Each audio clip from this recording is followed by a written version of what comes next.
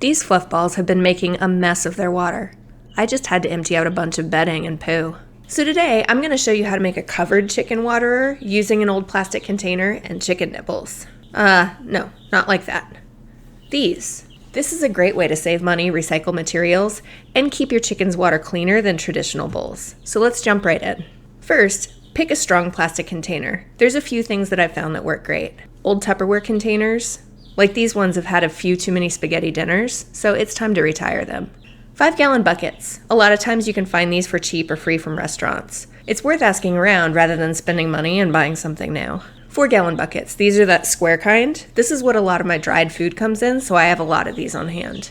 Make sure the container has only been used for food and that the plastic is thick enough that the nipples will seal properly and won't leak. But, go ahead and try out different stuff. The only thing that's going to happen is a leak, and, well, these guys don't care.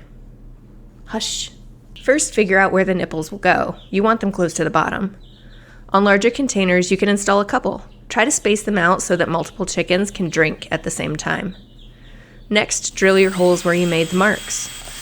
Shit, that didn't work. I should have started with a pilot hole. Take 2. Pilot hole, then larger hole. Clean the plastic up around the edges of the holes. Now screw the chicken nipples into the holes. Most of them are self-tapping, meaning that they widen the hole and create their own threads in the plastic as you screw them in. I just realized that this script is probably going to be flagged by YouTube for using the words screw and nipples over and over.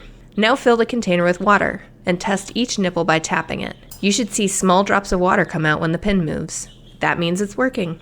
Finally, place it in your chicken coop or run.